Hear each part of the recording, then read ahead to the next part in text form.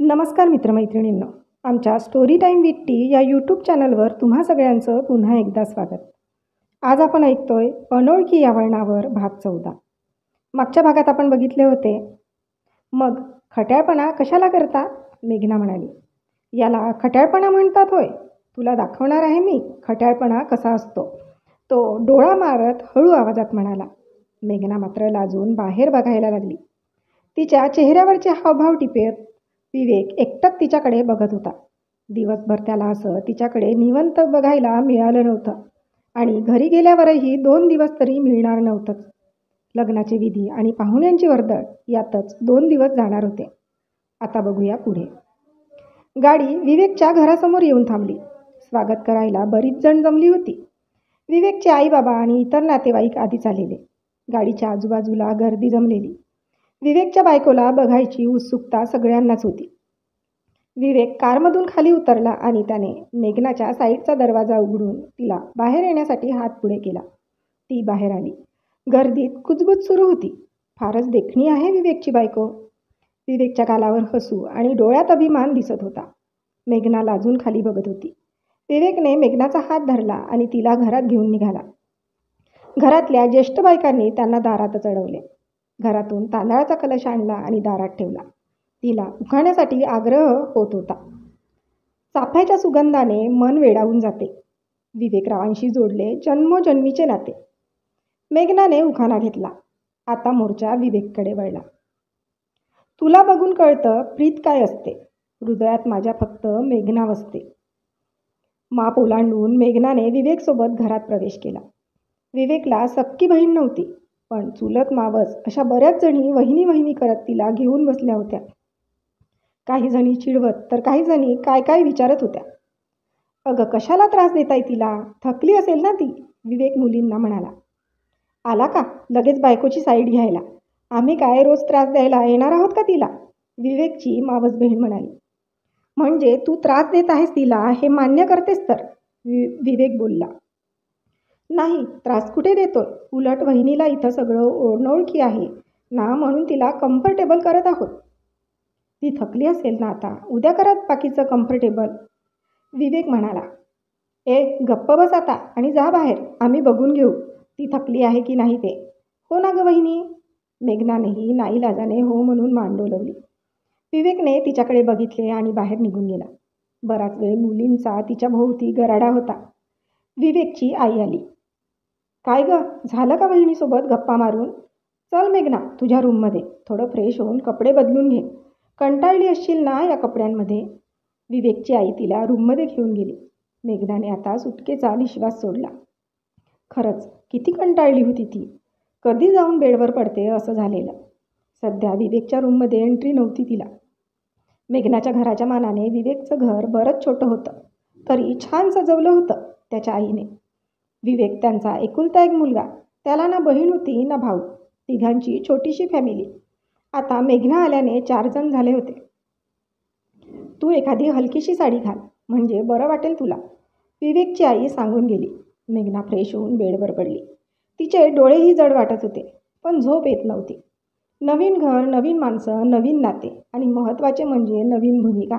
एका पत्नीची, एका सुनेची, एका वहिनीची. सगळंच नवीन. पण विवेकसोबत असल्यावर ती सगळं सहज पेलणार होती. वहिनी जेवायला उठा, मावशी बोलवते, रुही आवाज देऊन गेली. भूक तर नव्हती, पण जावं लागणार होतं. तिने साडी व्यवस्थित केली आणि किचनमध्ये आली. विवेकची आई कामातच होती. सगळं त्यांनाच बघावं लागत होतं. बाकी बायकाही मदत करत होत्या. मेघना मदत करते म्हणून पुढे आली. विवेकच्या आईने तिला थांबवले. 2 दिवस आराम कर, मग तुलाच करायचं आहे सगळं, विवेकची काकू म्हणाली. मेघना मुकाट्याने खाली बसली. मुली जेवण वाढत होत्या. तिने जेवण केले. थोडा वेळ त्यांच्यासोबत बसली. विवेकच्या काकूने तिला जाऊन आराम करायला सांगितले. विवेक अंगणात काहीतरी काम करत होता. उद्याचा स्वागत समारंभाचा कार्यक्रम, त्याचीच तयारी चालली होती. 2-3 मुली तिच्यासोबत रूममध्ये होत्या. वहिनी वहिनी करत कितीतरी वेळ गप्पा करत बसल्या. मेघनाला आवडत होतं त्यांचं वहिनी आणि हक्काने बोलणं. रात्री बऱ्याच उशिरा तिला झोप लागली. सकाळी सकाळी तिला जाग आली. बरीच घाई गडबड ऐकू येत होती. जवळपास सगळेच जण जागे झालेले. बाजूला झोपलेल्या मुली मात्र झोपूनच होत्या. मेघना उठली आणि आवरायला लागली. थोड्या वेळाने हळद उतरणीचा कार्यक्रम होता. दोघांना सोबत पाटावर बसवून आंघोळ घातली जात होती. सगळ्यांच्या नजरा तिच्यावरच खिळलेल्या. ती लाजून लाल झाली होती. परत आणखी बाकीचे कार्यक्रमही होते. लवंग तोडणे, खोबरं चावून गुळणी फेकणे, त्यात साडी ओली चिंब होऊन अंगाला चिकटलेली. विवेकला तर तिला बघण्याचा मोह आवरत नव्हता, पण एवढ्या गर्दीत बघूही शकत नव्हता. बायका मुलींची मस्ती मज्जा सुरू होती. एकमेकांच्या अंगावर पाणी फेकणं काय, चिडवणे काय काय सुरू होते. पुरुष मंडळी मात्र सगळी बाहेर. त्यांना या कार्यक्रमात प्रवेश नव्हता, ते तरी एक बरं. मेघनाच्या तोंडातली लवंग विवेकने सगळ्यांसमोर तोडली. त्याच्या ओठांचा स्पर्श तिच्या ओठांना. टाळ्यांचा आवाज येत होता. मेघनाने खाली मान घातली. तिला नजर वर करून बघायची हिंमत होईना. विवेक मात्र काहीतरी जिंकल्याच्या आविर्भावात बघत होता. मेघनाचे लाजणे बघून त्याचे हार्टबीट स्किप झाल्यासारखे वाटत होते. दुपारी सत्यनारायणाच्या पूजेचा कार्यक्रम. मेघना आणि विवेक दोघांनीही उपवास केला. मेघनाने पूजासाठी पिवळ्या रंगाची पैठणी घातली होती. विवेकने क्रीम कलरची शेरवानी घातली होती. दोघं जोडीने पूजेला बसले. साग्रसंगीत पूजा आटोपली. दोघांनी मोठ्यांचे आशीर्वाद घेतले. सगळ्यांना प्रसाद दिला. आरतीला रिसेप्शनच्या कार्यक्रमाला विवेकने आवर्जून बोलवले होते. ती त्याचीही मैत्रीण होती ना. तीही आत्ताच आली होती. मेघनाला किती आनंद झालेला. संध्याकाळची तयारी सुरू होती. आरती मेघनाला तयार करून देत होती. मेघनाने मोरपंखी रंगाची किनार असलेला राणी कलरचा घागरा, त्यावर मोरपंखी रंगाचा ब्लाऊज घातला. तो डार्क रंग तिच्या गोऱ्या रंगावर अधिकच खुलून दिसत होता. त्यात डार्क राणी कलरची लिपस्टिक आणि मेकअप. विवेकने वेस्टर्न कोट घातलेला. दोघांना सोबत स्टेजवर जायचे होते. तो तयार होऊन हॉलमध्ये तिची वाट बघत बसलेला होता. आरती मेघनाला घेऊन हॉलमध्ये आली. विवेक तिच्याकडे बघतच राहिला. त्याची नजर तिच्यावरून हटतच नव्हती. जायचं आहे आपल्याला मंडपात. जिजू, हा बघण्याचा कार्यक्रम नंतर करा तुम्ही, आरती घसा खाकरत म्हणाली. जाऊ ग, काय घाई आहे. तसंही आमच्या दोघांशिवाय कार्यक्रम सुरू होणार नाही आहे, विवेक म्हणाला. म्हणजे तुम्ही आता सगळ्यांना ताटकळत ठेवा. या तुम्ही मागून, आम्ही जातो पुढे. आरती विवेकच्या बहिणी थांबलेल्या त्यांच्यासोबत जायला निघाली. ए आरती, असं काय करतेस? आम्हाला एकटं सोडून जातेस. आई बाबा ओरडतील ना, विवेक म्हणाला. मेघनानेही आरतीचा हात धरून ठेवलेला. आई बाबा ओरडतील ते तुमचं तुम्ही बघा, आरती भावखात म्हणाली. नको, चल येतोय आम्ही, विवेकने हात मेघनाकडे दिला. मेघनाने त्याचा हातात आपला हात दिला. दोघेही स्टेजकडे निघाले. घरीच अंगणात मंडप टाकलेला. स्टेजवर छान सजावट केली होती. मोठमोठी आसामी आली होती कार्यक्रमाला. त्याच्या बाबांच्याही ओळखी भरपूर होत्या आणि विवेक स्वतः ऑफिसर, त्यामुळे त्याचाही बराच परिचय. एकंदरीत कार्यक्रमाचा थाट पाहण्यासारखा होता. विवेक आणि मेघना एकमेकांचा हात धरून स्टेजवर आले. मंडपातील सर्वांच्या नजरा त्या दोघांवर खिळलेल्या. अगदी लक्ष्मीनारायणाचा जोडा म्हणतात तशी दिसत होती दोघांची जोडी. त्यांच्यासमोर केक आणला गेला. दोघांनी मिळून केक कापला. एकमेकांना भरवला. आता स्वागत समारंभ सुरू झालेला. एक एक जण स्टेजवर येत होते. दोघांना शुभेच्छा, भेटवस्तू आणि आशीर्वाद द्यायचे. त्यांच्यासोबत विवेक मेघनाची ओळख करून देत होता. फोटो काढणेही सुरू होते. बराच वेळ कार्यक्रम सुरू होता. मेघना थकली होती, उभं राहून. पण काय करणार, आता जराशी गर्दी कमी झाली होती. मेघना, थकली आहेस ना, बस जरा वेळ. स्टेजवर कुणी नव्हतं हे बघून विवेक म्हणाला. हो ना, आणखी किती वेळ आहे, कंटाळा आलाय मला. त्यात हा घागरा पण किती जड आहे.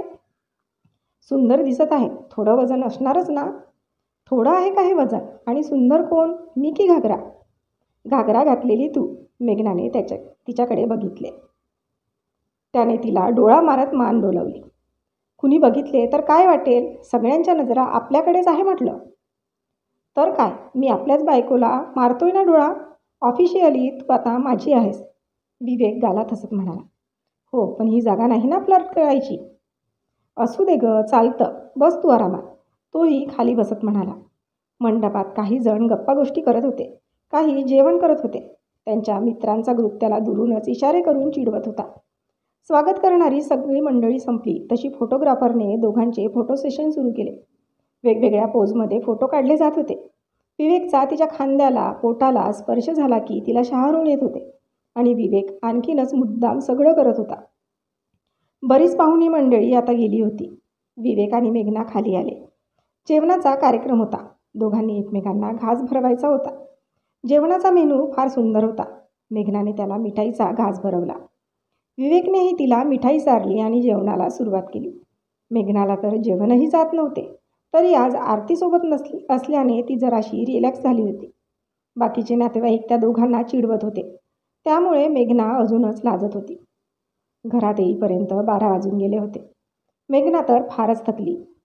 रूममध्ये येऊन तिने कपडे बदलले. फ्रेश होऊन ती लगेच झोपी गेली.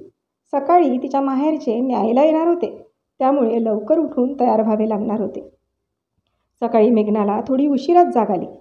बाहेर चांगलं उजाडलं होतं. बरेच जण जागे झाले तर काही झोपूनच होते. काही पाहुण्यांची गावी जाण्यासाठी लगबग सुरू होती. मेघनाने आपले आवरले. ती छानशी साडी नेसून बाहेर आली.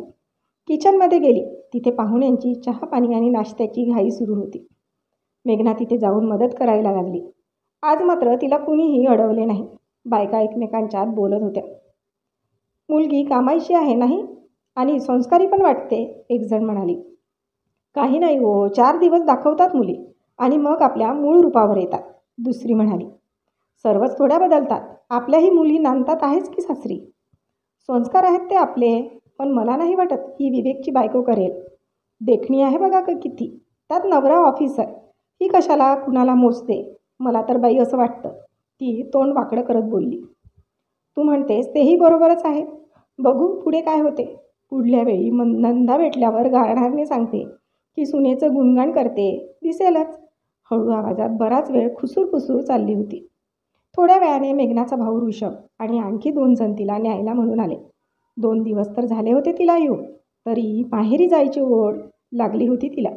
असं वाटत होतं, किती दिवस झाले मी माहेर सोडून आले. नवरा नवरी दोघांनाही मुलीच्या माहेरी न्यायची पद्धत होती. दोघांनीही तयारी केली. दुसऱ्या दिवशी दोघेही परतणार होते. मेघना एकदम खुशीत तयार झाली.